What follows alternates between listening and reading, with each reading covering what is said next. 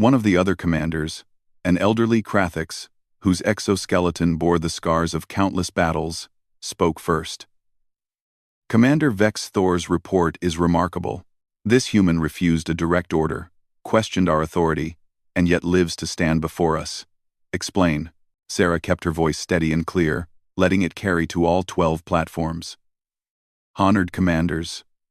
I questioned circumstances, not authority. I refused an order that seemed designed to fail rather than to be followed. 30 seconds is insufficient time to verify identity, assess situations, or make informed decisions. I believed then, and I believe now, that Commander Vex Thor was testing us more than commanding us. A ripple of mandible clicks echoed through the chamber. Vex Thor's eyes gleamed, but he said nothing. You presume to understand Krathik's military psychology? Another commander challenged. I presume to understand the psychology of any intelligent being who has maintained power for 3,000 years, Sarah replied. Such longevity requires more than strength. It requires judgment, adaptability, and the ability to distinguish between different types of encounters. Commander Vex Thor is clearly a skilled officer. He knew we were not a military threat the moment his sensors analyzed our ship. The 30-second ultimatum was theater, a way to observe how we responded to pressure. And what did your response reveal? Asked a third commander, her voice rasping with age. I hope it revealed that humans, while technologically limited and militarily weak by Dominion standards, possess qualities that have value. We don't surrender reflexively, but neither do we fight pointlessly. We seek understanding first, and conflict only as a last resort. Beautiful words, the scarred commander growled. Words are cheap. The galaxy is littered with species who spoke eloquently before they were destroyed. What makes humans worthy of joining the 13? This was the central question, the one Sarah had been preparing for since she first agreed to come to the core station. She took a breath and stepped forward, closer to the center of the chamber. Honored commanders, I could list humanity's achievements in art, science, or philosophy. I could tell you about our technological innovations or our exploration accomplishments. But you have species far more advanced than us in all these areas. She gestured to the screens on the walls. Instead, let me tell you what makes humans unique in ways that could benefit the Dominion. Proceed, Vex Thor said, and Sarah caught a hint of encouragement in his tone. Humans excel at adaptation. We evolved on a planet with extreme environmental variations, which forced us to develop flexibility rather than specialization. We can't breathe underwater like some species, or survive in vacuum like others. We're not the strongest, fastest, or smartest, but we can learn to thrive in almost any environment through creativity and cooperation. Many species adapt, the elderly female commander noted. This is not unique, true. But humans also excel at something else. We form connections across barriers that other species see as insurmountable. Ambassador Thelks told me that the Quinn Collective earned their freedom through mathematical innovations that revolutionized Dominion navigation. The Silex earned theirs through their perfect memory and record-keeping. The Vorn earned theirs through military prowess. Your point? The scarred commander demanded. My point is that each of the 13 earned their freedom through a specific strength. Humans don't have one overwhelming strength. Our value lies in our ability to connect, translate, and bridge between different strengths. We're natural intermediaries. Sarah pulled up a holographic display from the datapad Webb had prepared. In the 3 days I've been on this station, I've observed something fascinating. The 13 free-traveling species rarely interact with each other directly. The Quinn avoid the Vorn because their communication styles are incompatible.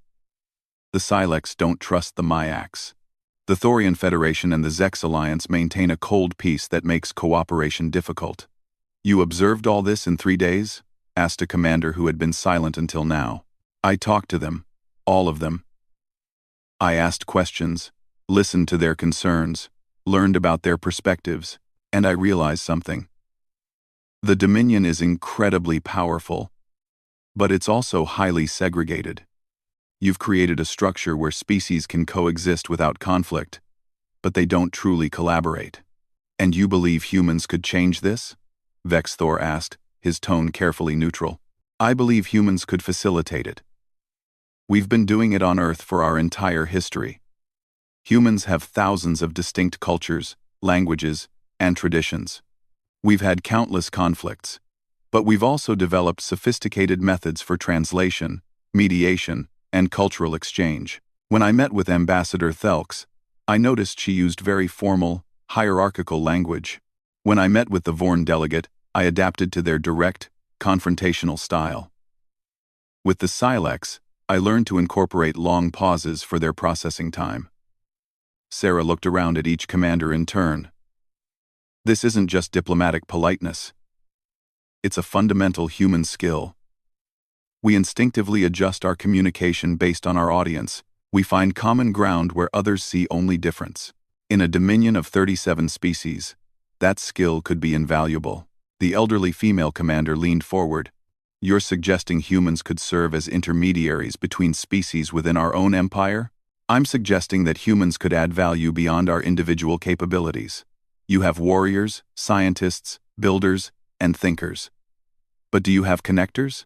Species that naturally facilitate cooperation between others?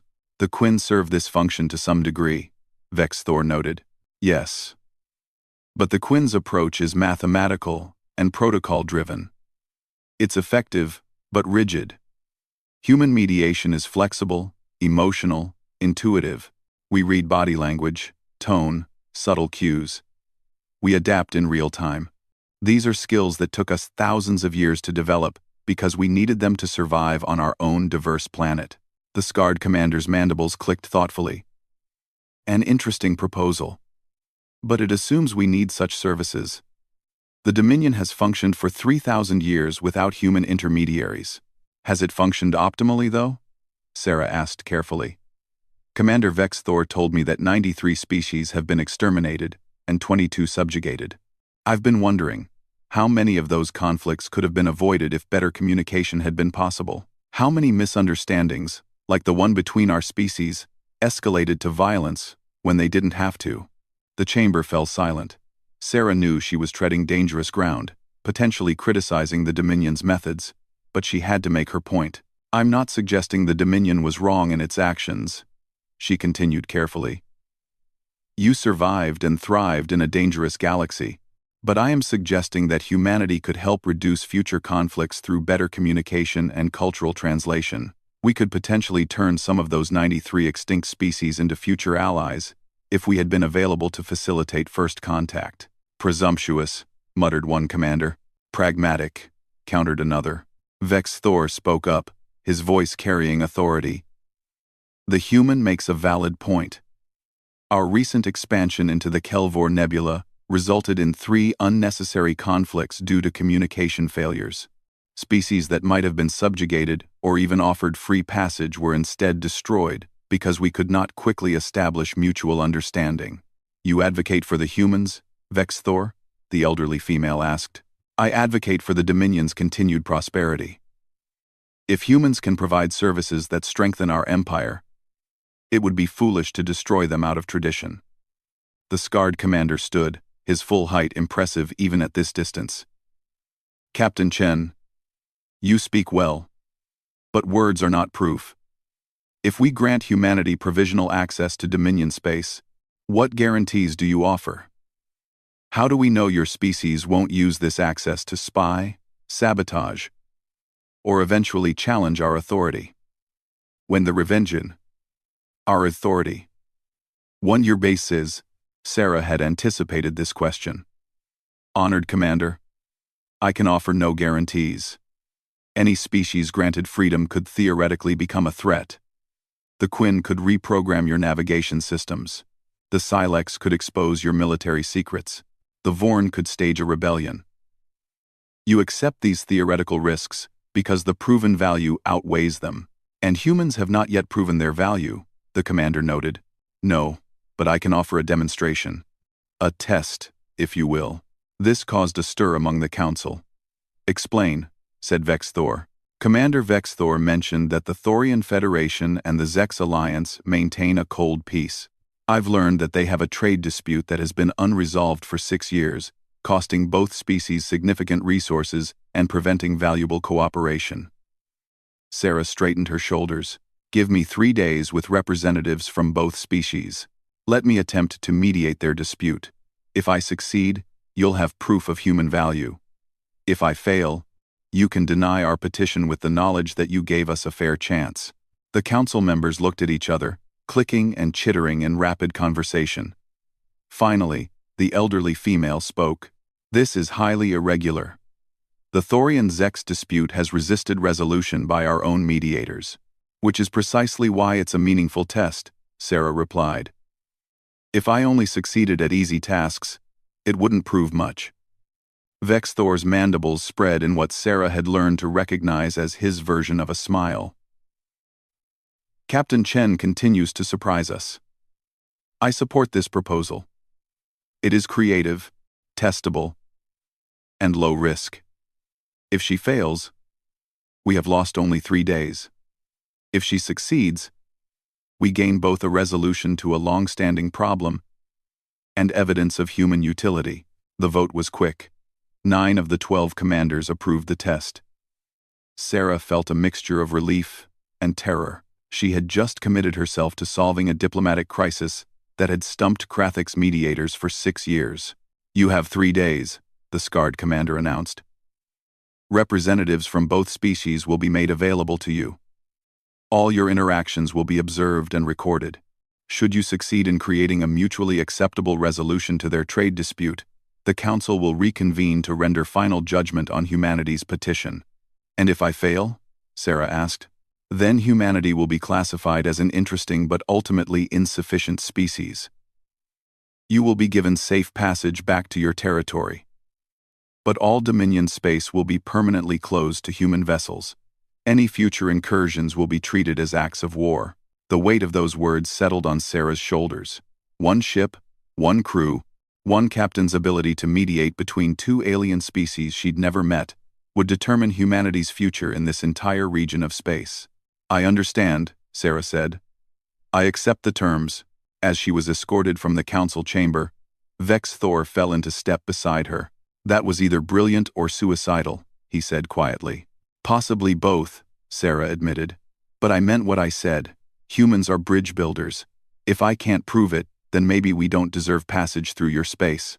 The Thorian-Zex dispute is complex. It involves cultural differences, resource allocation, and generations of mistrust. Then it's a good test. Vex Thor's eyes studied her intently. You humans have an expression, I believe, about biting off more than you can chew. We also have one about fortune favoring the bold. Let us hope your second expression proves more accurate than the first. Back in their quarters, Sarah's crew listened with a mixture of awe and anxiety as she explained what had happened. Captain, do you have any idea how to mediate between 2 species you've never even met? Webb asked. Not yet, Sarah admitted, but I have 3 days to figure it out. Webb, I need everything you can find about both species. History, culture, communication styles, everything. Santos, Rodriguez. I need you two to help me understand the specifics of their trade dispute. And what will you do? Santos asked. Sarah smiled. What humans do best. I'm going to listen. Really listen. And find the common ground that everyone else has missed. 3 days later, Sarah stood once again in the council chamber. This time, she was flanked by a Thorian diplomat and a Zex representative. Both looked uncomfortable but not hostile, which Sarah took as a good sign. Honored Council, Sarah began. I am pleased to report that the Thorian Federation and the Zex Alliance have reached an agreement on their trade dispute. The chamber erupted in surprised clicks and chittering. Impossible, declared the scarred commander. Our best mediators could not resolve this in 6 years. Your mediators approached it as a resource allocation problem, Sarah explained. They tried to find a fair way to divide disputed mineral rights in the border systems. But that's not what the dispute was really about. Explain, ordered the elderly female commander. Sarah gestured to the Thorian diplomat, who spoke in their crystalline, chiming language, translated through the station's systems. The humans discovered that our dispute with the Zex was not about the minerals themselves, but about the historical significance of the mining sites. Our ancestors first achieved spaceflight by mining those asteroids. The Zek's ancestors did the same. Both our species saw the sites as sacred. The Zek's representative, a blob-like being who communicated through color changes on their translucent skin, added their perspective. Captain Chen suggested something none of the previous mediators had considered. Instead of dividing the sites or rotating access, she proposed we create a joint historical preserve. Both species would maintain the sites together as a shared heritage location. The mineral extraction would be minimal and ceremonial, with profits donated to a joint cultural exchange program. This is acceptable to both parties? Vex Thor asked. And Sarah heard the respect in his voice. More than acceptable, the Thorian replied. It honors both our histories while creating a foundation for future cooperation. The council members conferred quietly. Finally, the elderly female commander spoke. Captain Chen, you have done what our own mediators could not. You found not a compromise, but a solution that satisfies all parties. This is remarkable. It's what humans do, Sarah said simply. We look beyond the obvious problem to find the real underlying need. Your mediators are excellent at logic and fairness. But sometimes what's needed is empathy and creativity. The scarred commander stood. I have questioned human worth. I have doubted their value. But this demonstration has changed my assessment. Captain Chen has proven that humans possess a unique skill that could benefit the Dominion significantly. One by one, the other commanders signaled their agreement. When the vote was called, it was unanimous. Captain Sarah Chen, the elderly female commander, announced formally, on behalf of the Council of Commanders, the Krathix Dominion hereby grants humanity status as the 14th free-traveling species. Your vessels may traverse Dominion space without restriction. You will be provided with modified sensor equipment to detect our territorial markers, and we formally invite humanity to establish diplomatic relations with the Dominion and consider future cooperation on matters of mutual interest. Sarah felt tears prickling at her eyes but refused to let them fall. On behalf of humanity, I accept, and I thank the Council for giving us the opportunity to prove our worth. Vex Thor approached her as the formal proceedings concluded. You have changed the Dominion more than you realize, Captain Chen. We have added species through conquest and dominance for 3,000 years. Today, for the first time, we added one through demonstrated value and mutual benefit. That is a significant precedent. I hope it's a precedent that continues, Sarah replied. The galaxy is vast enough for many ways of strength. 6 weeks later, the Resolute Dawn finally arrived at New Bangalore Colony. Their medical supplies and agricultural equipment still intact, despite the lengthy delay. As they unloaded the cargo, Sarah reflected on everything that had changed. Humanity now had access to one of the largest empires in their region of space. Trade agreements were being negotiated, cultural exchange programs were being planned, and most importantly, a dialogue had begun between species that had seemed impossibly different. Captain, Webb called from the communications station. We're receiving a message from Earth Alliance Command. They're requesting a full briefing on, well, everything. Sarah smiled. Tell them we'll need more than one report. This story is just beginning. Rodriguez's voice came over the intercom. Captain, Colony Administrator is asking when we'll be ready for departure. Apparently, there's a request from the Dominion for human mediators to assist with another diplomatic situation. Already? Santos laughed. We're going to be busy. Sarah looked out the viewport at the stars beyond the colony, thinking about the vast empire they had just gained access to, the species they had yet to meet, and the bridges yet to be built. Yes, she said softly. I think we are. But that's what humans do best.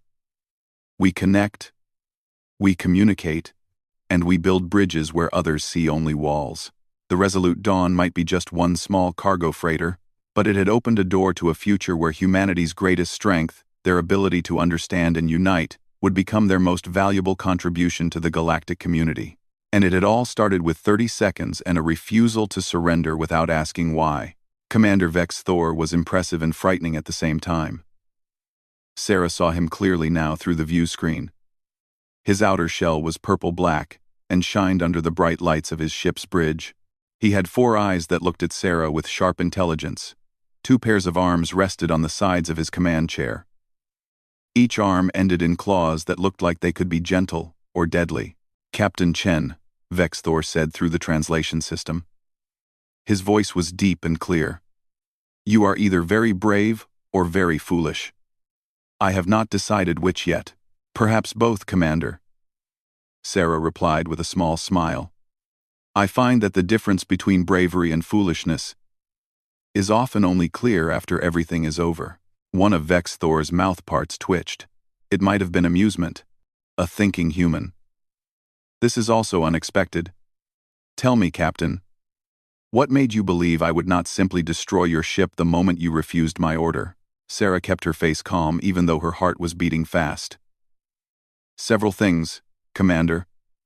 First, you gave us a warning instead of just attacking. Second, you asked for surrender instead of destruction. Third, when we questioned your authority, you talked to us instead of shooting. These are not the actions of someone who just wants to destroy things. You make many guesses about Krathik's behavior based on very little information. I make careful judgments based on what I can see," Sarah corrected gently. "And I follow a principle that has helped humanity well in space. Most intelligent species prefer talking to fighting when they have the choice." Vex Thor leaned forward slightly. His secondary arms moved in. What the translation system said was, "Thoughtfulness. Your species has been in space for how long?" "About 200 years of traveling between stars, Commander. We have ruled this area for 3,000 years, Vex Thor stated. His tone was heavy with meaning. "We have met 147 species in that time. Of those, 93 are now gone forever. 22 serve us. 19 ran away beyond our borders. Only 13 have earned the right to travel through Krathik's space freely." The numbers made Sarah feel cold inside, but she did not let it show. "And which group do you think humans should be in, Commander?" "That," Vex Thor said, his eyes narrowing, "is exactly what I am trying to discover." He made a gesture and the view screen split. The other half showed a star map. Sarah recognized it as the Kepler corridor and the space around it. A large section was colored red. "This is the Krathik's dominion," Vex Thor explained. "Your ship is currently here." A blue marker appeared deep inside the red area. "According to our records, this space has been ours for thousands of years. Yet you claim 15 years of traveling here without problems. Explain why these facts do not match." Sarah studied the map carefully. Her mind worked through what this meant. "May I talk with my navigation officer?" Vex Thor's mouthparts clicked thoughtfully. "You may. But be warned, Captain Chen. I am not a patient being. If I think you are lying, our talking ends and our weapons speak." "Understood, Commander." Sarah turned off the audio on her side and turned to Santos. "Maria, put our navigation charts over their map." Santos worked quickly. Her fingers moved across multiple screens. After a moment, she looked up with wide eyes. "Captain, this does not make sense. According to our surveys and the original exploration information, this entire area showed no signs of anyone living here or claiming it. No markers, no patrol routes, nothing. When were those surveys done?" "The first exploration was 18 years ago. Regular updates have been done every 6 months since the corridor opened for commercial traffic." Sarah nodded slowly. Pieces were falling into place. She turned the audio back on. "Commander Vex Thor, I believe I understand the situation. Our records show that surveys of this region done 18 years ago found no signs of territorial claims or habitation. Later surveys confirmed this. We have been using this corridor, thinking it was neutral space. And yet our territorial markers have been here for over a century," Vex Thor countered. "What form do these markers take?" Sarah asked. Vex Thor's expression changed slightly. "Quantum beacons, broadcasting on subspatial frequencies. They can be detected by any species with advanced sensor technology, Commander. Human sensor technology may not be set up to detect subspatial quantum frequencies.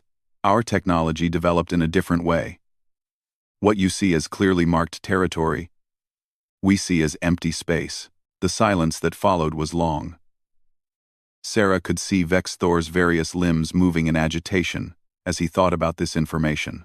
You claim ignorance of our boundaries? Not claim, Commander. I state a fact. We genuinely did not know these were your territories. We meant no offense and no invasion. Vex Thor's eyes studied her carefully. Other species have said similar things. They were lying, trying to excuse their territorial violation. Why should I believe you? Because I can prove it? Sarah said confidently. Allow me to send you our complete sensor logs from our trip through this region. You will see that our scanners detect no territorial markers of any kind. Also, I can give you technical information about our sensor arrays. Your own experts can check that our technology would indeed be blind to subspatial quantum frequencies. You would share your technological information with a potential enemy? I would share them with someone I hope to turn into a friend, Sarah replied. Or at least someone who understands that we are not enemies. Vex Thor was silent for a long moment. Finally, he spoke. Captain Chen, you continue to surprise me. Very well. Send your data. But know this. If I find evidence of lies, your ship will be destroyed, and your name will be recorded as a lesson to other humans who might follow. And if the data proves we are honest, Sarah asked, then we shall have a very interesting conversation about the nature of misunderstandings and the value of unexpected meetings. Sarah nodded to Webb, who began gathering and sending the requested information. As the data flowed between ships, Sarah kept her attention on Vex Thor. She studied the alien commander with the same focus that he studied her. After several minutes, Vex Thor turned his attention to someone off-screen. He spoke rapidly in his native language. The clicking and strange sounds were too fast for the translation system to keep up. But Sarah could read body language well enough. There was surprise, then discussion, then what looked like reluctant acceptance. Vex Thor returned his focus to Sarah. My science officer has reviewed your data. She confirms that your sensor technology would indeed be unable to detect our territorial markers. Furthermore, she has found no evidence of deliberate scanning avoidance or technology tricks. He paused. When he spoke again, his tone carried what might have been respect. It appears, Captain Chen, that you have been telling the truth. Sarah allowed herself to relax slightly, though she kept her professional manner. Thank you for taking the time to check our claims, Commander. Now, what happens next? That, Vex Thor said, his mouth parts spreading in what the software carefully translated as a smile. Depends entirely on how you answer my next question. Sarah waited. The bridge was completely silent. Her crew barely breathed as they watched the exchange. Captain Chen, in my 3 decades of service to the Dominion, I have overseen first contact with 7 species. 5 ran away immediately upon detecting our ships. 1 tried to fight despite having no chance. The last offered immediate surrender and begged for mercy. Vex Thor's claws tapped rhythmically on his command throne. You are the first to do none of these things. You stood your ground, demanded dialogue, and then proved your words with evidence. Why? Sarah considered her response carefully. This was more than simple conversation. This was a test. Perhaps the most important one of her career. Commander, I was raised on stories of humanity's journey into space. For most of our history as a species, we were stuck on one small planet, looking up at the stars and wondering what was out there. When we finally reached those stars, we discovered we were not alone. She leaned forward slightly. But we also discovered that the galaxy was not some adventure story where heroes always win. It is complex, often dangerous, and filled with beings who have their own histories, their own territories, their own ways of seeing the universe. Yet you did not run or surrender when faced with danger, Vex Thor observed, because I also learned that most conflicts come from misunderstanding, not evil intentions. When your ships surrounded us, I had 3 choices: fight, run, or communicate. Fighting was suicide. Running might have worked, But it would have made your suspicions certain, and possibly put every human ship after us in danger. Communication was the only choice that offered the possibility of a positive outcome. Vex Thor's mouthparts clicked thoughtfully. You gambled your life and the lives of your crew on the possibility that I might be reasonable. I gambled on the observation that a truly hostile force would have simply destroyed us without warning, Sarah corrected. Your 30-second ultimatum told me you wanted something other than our destruction. And what did I want, Captain Chen? Respect, Sarah said simply. You wanted us to acknowledge your authority and your territorial rights. Everything else was secondary to that. The silence that followed felt important. Several of Vex's Thor's crew members appeared at the edges of the view screen. Their attention was clearly on the exchange. Finally, Vex's Thor's mouthparts spread wide in what was unmistakably satisfaction. You understand power, Captain. That is rare among the soft species of the galaxy. Most see only threat or weakness. They do not understand that power without respect is merely violence. He shifted in his throne. Which brings me to my question. What would you do if I offered you safe passage through Krathix space? Sarah felt her crew's eyes on her, but she kept her focus on Vex Thor. I would be grateful, Commander. But I would also be curious about the terms of such an offer. Honest again, Vex Thor noted. Most would simply accept without question. Very well. Here are my terms. Your ship and your crew will be granted safe passage not only through this corridor but through all Krathix territories. In exchange, you will do two things. I am listening. First, you will share the technical information about your sensor arrays with our science division, not as surrender of technology, but as mutual education. If human sensors cannot detect our markers, then we must either change our markers or give humans the means to detect them. Otherwise, this misunderstanding will repeat itself. And the next Krathix commander may not be as patient as I am. Sarah nodded slowly. That seems reasonable and helpful to both our peoples. What is the second condition? Anyway, Vex Thor's eyes gleamed with what might have been anticipation. You will accompany my ship to the Dominion Core Station and personally present your case to the Council of Commanders. You will explain humanity's presence in what you call the Kepler Corridor, your intentions in this region of space, and your willingness to respect Krathix sovereignty. You want me to be humanity's representative in formal first contact with the Krathix Dominion? Sarah realized. I want you to be the voice that prevents your species from joining the 93 that no longer exist. Vex Thor said bluntly. Sarah felt the weight of Vex's Thor's words settle heavily on her shoulders. The 93 extinct species. That number kept repeating in her mind like a warning bell. One wrong decision, one misstep, and humanity could join that terrible list. The Council will hear of this encounter, Vex Thor continued, his 4 eyes fixed intently on Sarah. They will debate whether humans are a threat or an opportunity. Your presence, your words, your behavior will influence their decision more than any report I could write. Sarah looked around her bridge at her crew. Webb looked nervous but determined. Santos appeared thoughtful, probably already calculating the course to wherever this core station was located. Rodriguez's voice came through the intercom from the engine room. Captain, I have been listening. My vote is you should do it.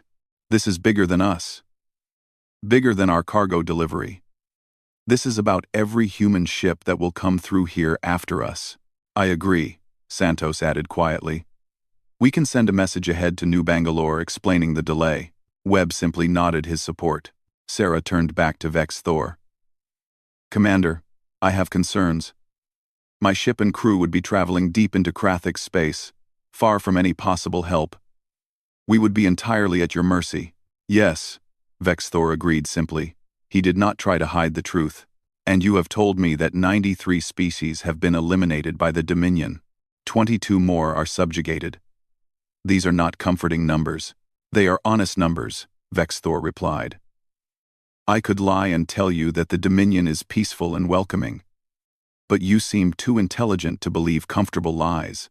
The truth is that the galaxy is dangerous, and the Dominion has survived for 3,000 years by being more dangerous than our enemies. But we have also survived by recognizing when a species has value beyond their defeat.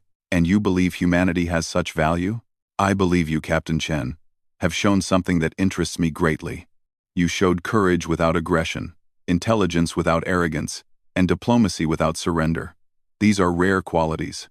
If they are common among humans, then your species may indeed be among the 13 who earn free passage, rather than the 93 who are eliminated. Sarah took a deep breath. Every instinct screamed that this was dangerous, that she was taking her crew into a situation they might not return from. But she also knew that Vex Thor was right.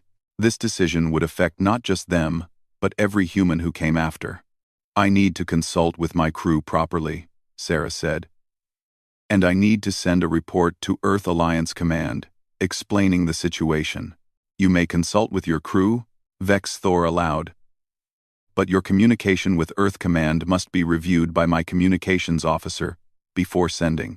We cannot allow detailed intelligence about Dominion locations or capabilities to be broadcast freely.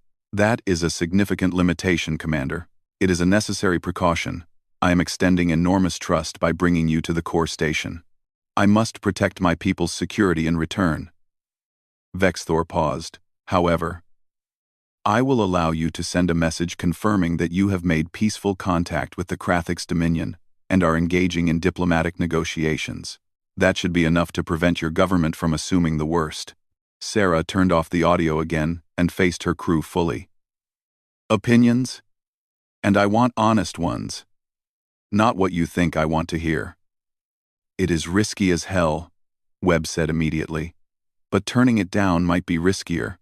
If we refuse and just continue on our way, we are essentially telling the Krathix that humans do not care about diplomatic relations. The Council might interpret refusal as contempt, Santos added. And if they decide humans are a threat based on that, we could be starting a war we do not even know we are in. Plus, Rodriguez's voice crackled through the speakers. If even half of what Vex Thor said is true, having the Krathix as enemies would be really bad. They have been out here for 3,000 years. They know things we do not. Have allies we have not met. Better to talk than fight. Sarah nodded, her decision becoming clear. She turned the audio back on. Commander Vex Thor, I accept your terms with one addition of my own. State your addition. My crew comes with me. And we maintain control of our own ship. We will follow your vessel to the core station. But we will not be prisoners or passengers. If at any point we believe we are in danger, we reserve the right to attempt to leave. Even though such an attempt would likely result in your destruction? Even then, my crew trusts me to lead them, but I will not lead them into a situation where they have no choice at all. Vex's Thor's mouthparts clicked rapidly. Sarah heard what sounded like multi-layered laughter. You bargain even now, when you have no leverage. Remarkable. Very well, Captain Chen. You and your crew will keep control of your vessel. You will follow our lead, and you will have the theoretical freedom to flee if you choose suicide over negotiation. Thank you, Commander. Do not thank me yet. The Council of Commanders is not as patient as I am. Some will argue for your immediate execution, simply for entering our space. Others will want to study you, take apart your technology, perhaps enslave your species. You will need to be at your very best to survive what comes next. Then I suppose, Sarah said with a slight smile, it is fortunate that humans tend to be at our best when facing impossible odds. Vex Thor's eyes seemed to sparkle with something that might have been approval. We shall see, Captain Chen. We shall see. Prepare your vessel for transit. We depart for the core station in 1 standard hour. The view screen went dark, leaving Sarah and her crew alone with the magnitude of what they had just agreed to. Webb broke the silence first. Captain, did we just agree to fly into the heart of an empire that has destroyed 93 species? Yes, Sarah said simply. We did, and we think this is a good idea because the alternative is worse, Sarah replied. She moved to the center of the bridge and looked at each crew member. Listen, all of you. What we are about to do is dangerous. There is a real possibility we will not come back. But if we do not go, if we refuse this opportunity, we condemn every human explorer, trader, and colonist, who comes after us to either avoid this entire region or risk conflict with the Krathiks. The captain is right, Santos said quietly. We stumbled into first contact.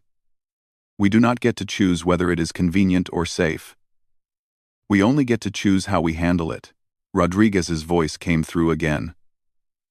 I have been running calculations. The energy signatures from those Krathiks ships suggest technology at least 50 years ahead of ours, maybe more. If they decide to be hostile, humanity would be fighting a war we cannot win. Our only chance is diplomacy. Exactly, Sarah agreed. And that is what we are going to give them. Diplomacy, honesty, and proof that humans are worth more alive than dead. The next hour was a flurry of activity. Webb composed a carefully worded message to Earth Alliance Command explaining that they had made contact with a previously unknown species called the Krathiks and were engaging in diplomatic negotiations. He left out the more frightening details about extinct species and subjugated civilizations. No need to cause panic when there was nothing Earth could do to help anyway. Santos plotted emergency escape routes, though they all knew such routes were mostly theoretical. If the Krathiks decided to destroy them, there would be no escape. Rodriguez ran full diagnostics on all ship systems. If they were going deep into alien territory, he wanted to be absolutely certain the Resolute Dawn would not break down at a critical moment. Sarah herself reviewed everything they knew about the Krathiks, which was frustratingly little. She studied Vex Thor's mannerisms, his communication style, trying to understand the psychology of this species that had dominated their region of space for 3 millennia. One thing became clear. The Krathiks valued strength, but they also valued intelligence and courage. Vex Thor had not destroyed them when they refused surrender. He had been intrigued. That suggested the Krathiks were not mindless destroyers. They were calculating, strategic, looking for specific qualities in the species they encountered. The question was, what qualities did humanity possess that would make them valuable rather than threatening? Exactly 1 hour later, Vex Thor's ship moved into position. 2 additional Krathiks vessels appeared, forming an escort formation around the Resolute Dawn. All ships, prepare for transit. Vex Thor's voice came through the communications array. Captain Chen, stay in formation. Any deviation will be interpreted as an escape attempt and dealt with accordingly. Vex Thor's voice came through the communication. Understood, Commander, Sarah replied. We will follow your lead. The journey began. The Krathiks ships activated some kind of faster-than-light drive that the Resolute Dawn's sensors could barely track. Santos worked frantically to match their speed and trajectory, using every trick she knew to keep them in formation. As they traveled deeper into Krathik space, Sarah watched the sensor readings carefully. They passed monitoring stations, resource extraction facilities, military outposts. Each one bristled with technology and weaponry. The Dominion was not just powerful, it was everywhere. A vast network of control extending across dozens of star systems. Captain, Webb said quietly, I am picking up communications traffic. Lots of it. Multiple species, multiple languages. The translation software cannot keep up. The Dominion is not just the Krathiks, Sarah realized. It is a multi-species empire. The 13 free-traveling species, the 22 subjugated ones, all existing within this structure, which means our decision affects more than just human-Krathiks relations. Santos observed. If we handle this wrong, we could upset the entire balance of this empire. And if we handle it right, Sarah said thoughtfully, we might find allies among the other species. Learn from those who successfully navigated this process before us. 6 hours into the journey, Vex Thor contacted them again. Captain Chen, we will arrive at the core station in approximately 1 hour. I am sending you preliminary information about the Council of Commanders. Study it carefully. Your life will depend on understanding what you face. The data package that arrived was extensive. Sarah gathered her senior crew, and they reviewed it together. The Council of Commanders consisted of 12 of the most accomplished Krathiks military leaders. Each had served for decades, some for over a century. They were not politicians or diplomats. They were warriors who had earned their positions through combat, conquest, and strategic brilliance. These are not beings who will be impressed by flowery speeches, Webb observed. No, Sarah agreed. They will respect strength, courage, and practical value. We need to show them what humanity offers that they cannot get elsewhere. But what is that? Rodriguez asked. They have superior technology, more experience, greater military power. What do we have that they need? Sarah stared at the data, her mind working. What did humanity have? They were newcomers to this region of space. They were technologically inferior, militarily weak. What possible value could they offer? And then it hit her. Perspective, Sarah said suddenly. We offer a fresh perspective. They have been doing things the same way for 3,000 years. They know conquest, subjugation, strength, through force. But what if we show them a different kind of strength? The strength of adaptation, communication, finding solutions that do not require violence. You think they will care about that? Santos asked skeptically. I think, Sarah replied carefully, that any civilization that has existed for 3,000 years must occasionally wonder if there are better ways to do things. We cannot outfight them. We cannot out-technology them. But maybe, just maybe, we can outthink them by showing them approaches they have not considered. Webb nodded slowly.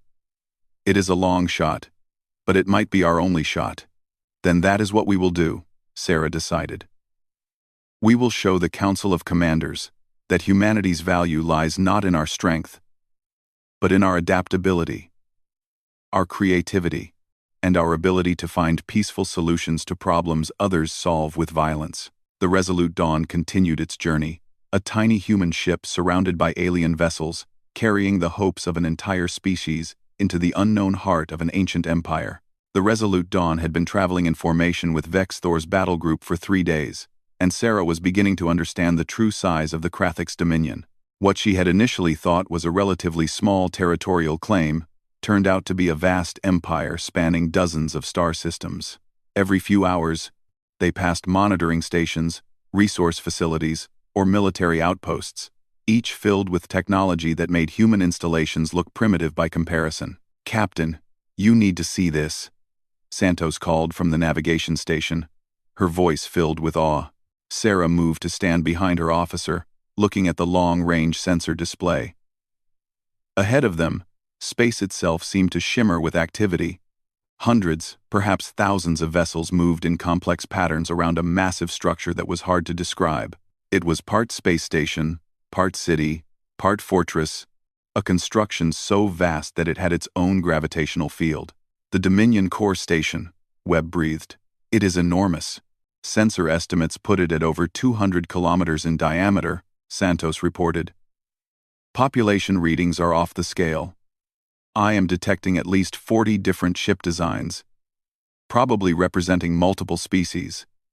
Oh, the communications array crackled to life. Captain Chen, this is Commander Vex Thor. Impressive. Is it not? Commander, I have to admit, this exceeds anything in human experience. How long did it take to build something of this scale? Approximately 800 years, Vex Thor replied with what sounded like pride. It began as a simple military outpost, and grew as the Dominion expanded. Now it serves as the administrative heart of our empire, home to over 2 million beings representing 37 species. Sarah felt her perspective shifting dramatically. She had been thinking of the Krathiks as a powerful but isolated species. This revealed them as something far more complex. They were the center of a multi-species empire that had existed longer than human civilization. Commander, you mentioned that 13 species have earned free passage through Dominion space. Are representatives of those species present on the core station? Some of them, yes. You will likely meet them during your stay. In fact, I have arranged for you to meet with a few before your appearance before the Council. It may help you understand what you face. I appreciate that, Commander. Do not appreciate it too quickly. Not all will be friendly. Some species resent the potential inclusion of humans in the Privileged 13. They see it as reducing their own status. As they approached the core station, Sarah noticed the traffic control was extraordinarily sophisticated. Ships of wildly different sizes and designs moved in perfect coordination, guided by invisible traffic lanes that never seemed to cross despite the apparent chaos. The Resolute Dawn was assigned a docking port on one of the station's outer rings, flanked by 2 Krathix patrol vessels that made their escort status abundantly clear. "Captain," Rodriguez called from engineering, "I am reading some unusual energy signatures from the station. I think they are scanning us." "Pretty thoroughly from what I can tell." "Expected," Sarah replied. "They would be foolish not to. Make sure all our systems are exactly as we have represented them. No surprises." The docking procedure was surprisingly smooth despite the size difference between their small freighter and the massive station. Magnetic clamps engaged with gentle precision, and atmospheric pressure balanced within minutes. Sarah gathered her crew in the cargo bay, wanting to address them all before they ventured into the unknown. "Listen up, everyone. We are about to step onto a station controlled by a species that has destroyed 93 others. That is the reality, and I will not sugarcoat it." She looked each of them in the eye. "But we are also about to engage in one of the most important diplomatic missions in human history. How we conduct ourselves here will affect every human who comes after us. So I need you all to be professional, curious but cautious, and above all, respectful." "What if someone tries to harm us?" Webb asked. "Then we defend ourselves as necessary. But we do not start conflict under any circumstances. Clear?" Nods all around. The airlock cycled open, and Sarah led her crew into Krathix space. The docking bay was enormous, clearly designed to accommodate species of various sizes. The air was breathable but carried strange scents, a mixture of ozone, something metallic, and underlying notes that Sarah could not identify. The gravity was slightly higher than Earth standard but manageable. Commander Vex Thor waited for them with a small group of Krathix soldiers.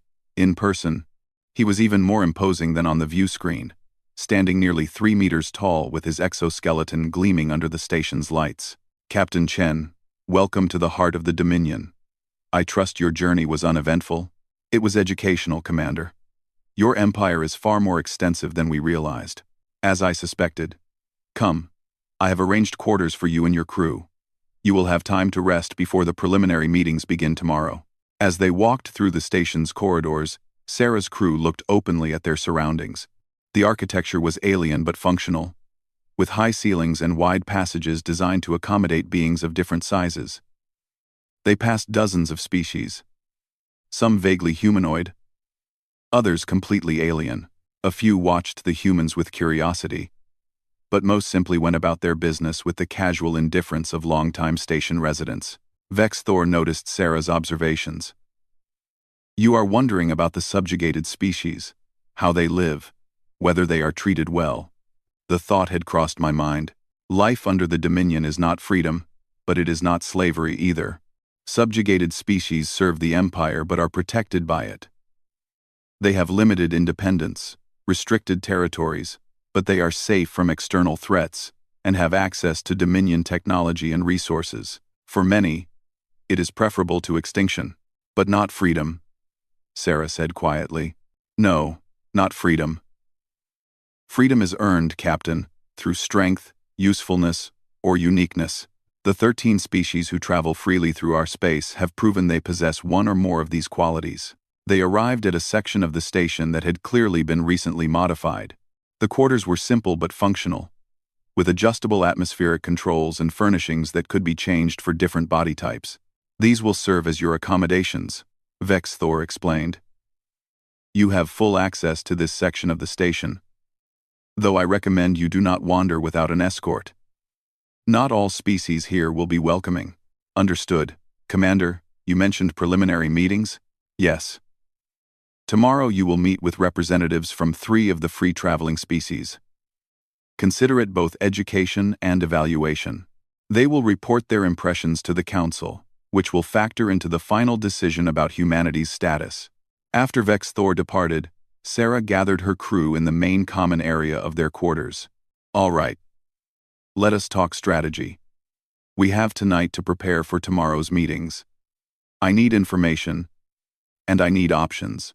I have been analyzing the station's public information networks, Webb reported. They are surprisingly open. I have found basic information about the 13 free-traveling species. Should I compile a briefing? Please. I want to know their histories, their strengths, what made them valuable to the Dominion. On it. Santos, Rodriguez, I want you to study the station's layout and systems. I am not planning to run, but I want to know our options if things go wrong. Captain, Rodriguez said hesitantly. Do you really think we can convince them? I mean, we are one cargo freighter. We are not exactly impressive. Sarah smiled. That is exactly why I think we have a chance. We are not a threat. We are not trying to conquer or compete. We are just trying to survive and get our cargo where it needs to go. Sometimes, the most impressive thing you can do is be honest about your limitations and show that you are worth more alive than dead. But how do we prove that? Santos asked. By being exactly what we are. Problem solvers, survivors, and bridge builders. The Krathiks have conquered through strength for 3,000 years. Maybe what they need now is not another warrior species, but one that can show them a different kind of value. Webb looked up from his data compilation. Captain, there is something interesting here. Of the 13 free-traveling species, only 4 are militarily powerful. The other 9 earned their status through other means. Technological innovation, resource access, cultural value, or diplomatic skills. That is our angle, Sarah said, feeling a surge of hope. We need to show them that humanity offers something beyond military might. We need to show them what we showed Vex Thor, that we can communicate, adapt, and find solutions where others see only conflict. The next morning arrived too quickly.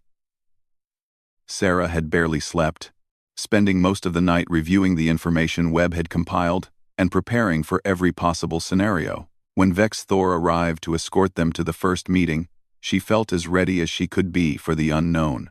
Your first meeting is with Ambassador Thelks of the Quinn Collective, Vex Thor explained as they walked. The Quinn are one of the oldest members of the Free 13. They are insect-like, highly intelligent, and extremely focused on protocol, show respect, follow their conversational patterns, and do not interrupt. Noted. The meeting room was a neutral space with adjustable environmental controls. Ambassador Thelks was waiting. Her crystalline outer shell bending light into rainbow patterns. She stood on 6 legs arranged in a perfect hexagon, with multiple sensory organs arranged around what Sarah assumed was her head. Captain Chen of Earth. Thelks's voice was musical, almost hypnotic. You present the council with an interesting problem. How so, Ambassador? You are weak but not cowardly, ignorant but not stupid, limited but not helpless. The council must decide if these contradictions indicate potential or merely delayed inevitable failure. Sarah took a breath. This was going to be a challenging conversation. Ambassador Thelks, may I ask how the Quinn Collective earned their freedom within the Dominion? Through mathematical innovation. We revolutionized navigation calculations, allowing the Dominion to expand faster and more efficiently. We provided value that could not be taken by force, and humanity must do the same, Sarah said, understanding. We must prove we offer something unique and valuable. Precisely.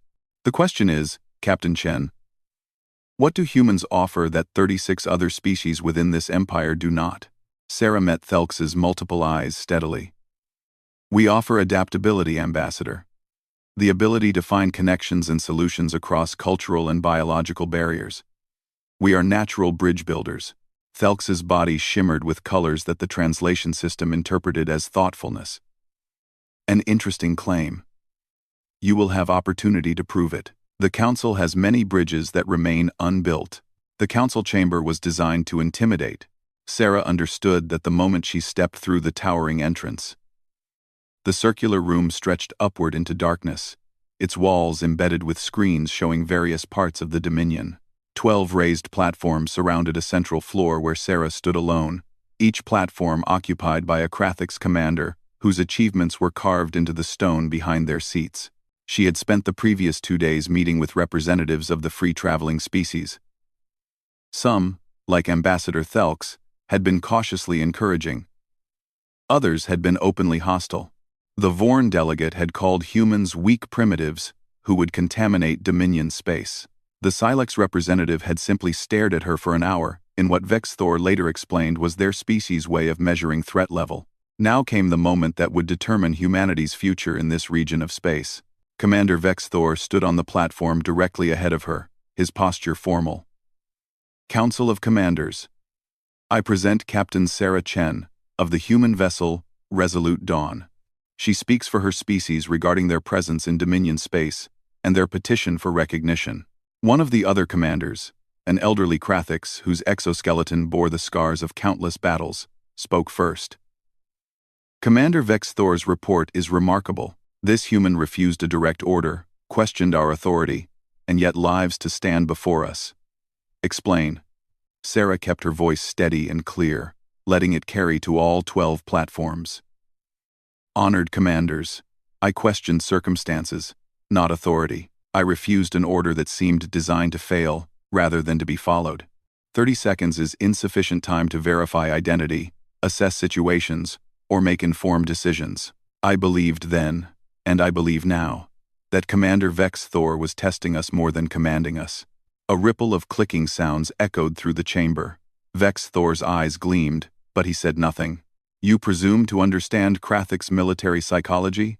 Another commander challenged. I presume to understand the psychology of any intelligent being who has maintained power for 3,000 years, Sarah replied. Such longevity requires more than strength. It requires judgment, adaptability, and the ability to distinguish between different types of encounters. Commander Vex Thor is clearly a skilled officer. He knew we were not a military threat the moment his sensors analyzed our ship. The 30-second ultimatum was a test, a way to observe how we responded to pressure. And what did your response reveal? Asked a third commander, her voice rasping with age. I hope it revealed that humans, while technologically limited and militarily weak by Dominion standards, possess qualities that have value. We do not surrender reflexively, but neither do we fight pointlessly. We seek understanding first, and conflict only as a last resort. Beautiful words, the scarred commander growled. Words are cheap. The galaxy is littered with species who spoke eloquently before they were destroyed. What makes humans worthy of joining the 13? This was the central question, the one Sarah had been preparing for since she first agreed to come to the core station. She took a breath and stepped forward, closer to the center of the chamber. Honored commanders, I could list humanity's achievements in art, science, or philosophy. I could tell you about our technological innovations or our exploration accomplishments. But you have species far more advanced than us in all these areas. She gestured to the screens on the walls. Instead, let me tell you what makes humans unique in ways that could benefit the Dominion. Proceed, Vex Thor said, and Sarah caught a hint of encouragement in his tone. Humans excel at adaptation. We evolved on a planet with extreme environmental variations, which forced us to develop flexibility rather than specialization. We cannot breathe underwater like some species or survive in vacuum like others. We are not the strongest, fastest, or smartest, but we can learn to thrive in almost any environment through creativity and cooperation.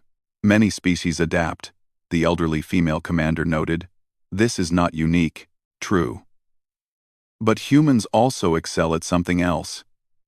We form connections across barriers that other species see as insurmountable.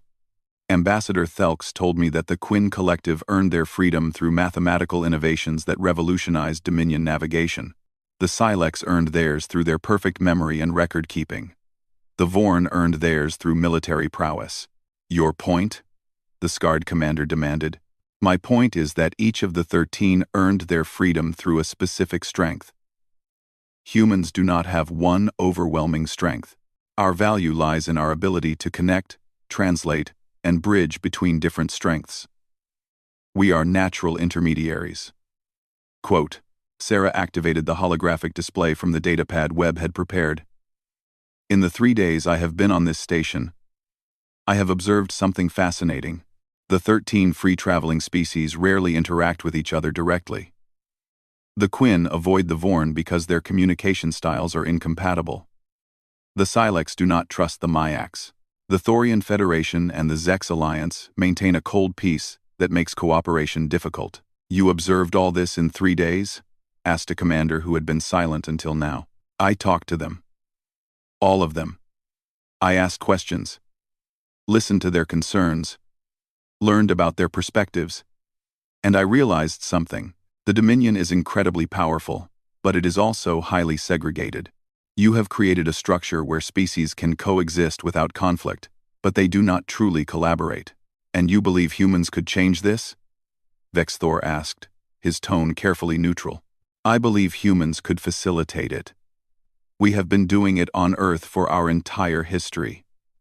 Humans have thousands of distinct cultures, languages, and traditions. We have had countless conflicts, but we have also developed sophisticated methods for translation, mediation, and cultural exchange. When I met with Ambassador Thelx, I noticed she used very formal, hierarchical language. When I met with the Vorn delegate, I adapted to their direct, confrontational style. With the Silex, I learned to incorporate long pauses for their processing time. Sarah looked around at each commander in turn. This is not just diplomatic politeness. It is a fundamental human skill. We instinctively adjust our communication based on our audience. We find common ground where others see only difference. In a dominion of 37 species, that skill could be invaluable. The elderly female commander leaned forward. You are suggesting humans could serve as intermediaries between species within our own empire? I am suggesting that humans could add value beyond our individual capabilities. You have warriors, scientists, builders, and thinkers. But do you have connectors? Species that naturally facilitate cooperation between others? An interesting proposal, the scarred commander said. But it assumes we need such services. The Dominion has functioned for 3,000 years without human intermediaries. Has it functioned optimally, though? Sarah asked carefully. Commander Vexthor told me that 93 species have been exterminated and 22 subjugated. I have been wondering how many of those conflicts could have been avoided if better communication had been possible. How many misunderstandings, like the one between our species, escalated to violence when they did not have to. The chamber fell silent. Sarah knew she was treading dangerous ground, potentially criticizing the Dominion's methods. I am not suggesting the Dominion was wrong in its actions, she continued carefully. You survived and thrived in a dangerous galaxy. But I am suggesting that humanity could help reduce future conflicts through better communication and cultural translation. Vexthor spoke up, his voice carrying authority. The human makes a valid point. Our recent expansion into the Kelvor Nebula resulted in 3 unnecessary conflicts due to communication failures. Species that might have been allies were instead destroyed because we could not quickly establish mutual understanding. The scarred commander stood. Captain Chen, you speak well, but words are not proof. If we grant humanity provisional access to Dominion space, what guarantees do you offer? Sarah had anticipated this question. Honored Commander, I can offer no guarantees. Any species granted freedom could theoretically become a threat. You accept these theoretical risks because the proven value outweighs them, and humans have not yet proven their value, the commander noted. No, but I can offer a demonstration. A test, if you will. This caused a stir among the council. Explain, said Vexthor. Commander Vexthor mentioned that the Thorian Federation and the Zex Alliance maintain a cold peace. I have learned that they have a trade dispute that has been unresolved for 6 years. Give me 3 days with representatives from both species. Let me attempt to mediate their dispute. If I succeed, you will have proof of human value. If I fail, you can deny our petition knowing you gave us a fair chance. The council members looked at each other, clicking and chittering in rapid conversation. Finally, the elderly female spoke. This is highly irregular. The Thorian Zex dispute has resisted resolution by our own mediators, which is precisely why it is a meaningful test, Sarah replied. Vexthor's mouthparts spread in what Sarah had learned to recognize as his version of a smile. I support this proposal. It is creative, testable, and low risk. The vote was quick. 9 of the 12 commanders approved the test. You have 3 days, the scarred commander announced. Should you succeed, the council will reconvene to render final judgment on humanity's petition. 3 days later, Sarah stood once again in the council chamber. This time, she was flanked by a Thorian diplomat and a Zex representative. Honored Council, Sarah began. The Thorian Federation and the Zex Alliance have reached an agreement on their trade dispute. The chamber erupted in surprised sounds. Your mediators approached it as a resource allocation problem, Sarah explained. But that was not what the dispute was really about.